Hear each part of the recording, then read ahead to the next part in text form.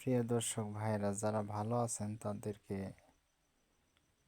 যারা আমার ভিডিওটা দেখেন তাদেরকে অসংখ্য ধন্যবাদ জানাই আমি যে আমার ছোট্ট একটা 2 মিনিটের ভিডিওতে কিছু কথা বলতেছি যে আমরা কৃষকের অনেক কষ্ট আছে, কষ্টের পরে হয়তো বা টাকা পায়।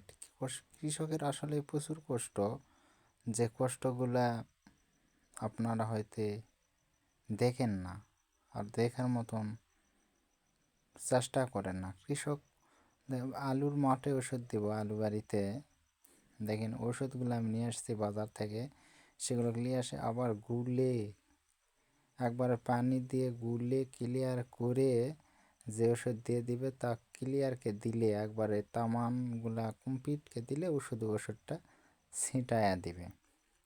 1 ঢোল 50 টাকা, 1 ঢোল 50, এর উপর কিন্তু কম নেবে না। কিন্তু আমার এখানে 3 থেকে 7টা ঢোল ছিটাতে হবে, তবে আমার দ্বারা সম্ভব না। আমি একজনকে নিয়েছি, সে ছিটাবে।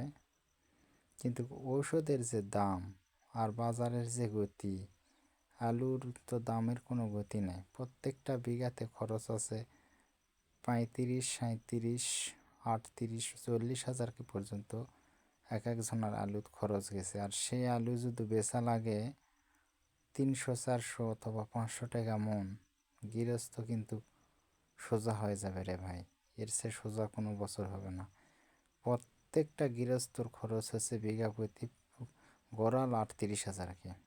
তাহলে যদি কেউ 5 বিঘা 7 বিঘা, ওই আপনি 38 হাজারকে 5 বিঘার যোগ লাগাইন কত আসে।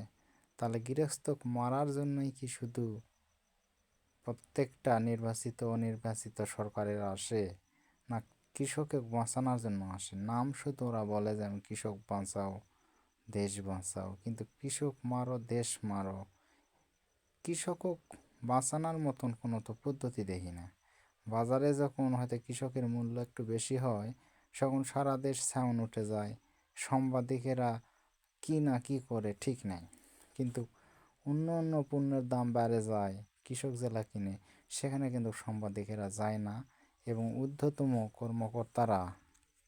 তারাও কিন্তু দেখে না যে আসলে দাম বেড়ে গেল না কমে গেল, এটা কিন্তু তারা দেখে না। কিন্তু কৃষকের দাম কমে গেলে তখন সবাই চুপ করে থাকে, এমন কেউ নাই যে ওখানে কথা বলে। কৃষকের দাম যে কমে গেছে, কৃষকের জিনিসের দাম কমে গেছে, বাজারে ঠিকই আছে, দাম এখানে কমে গেছে।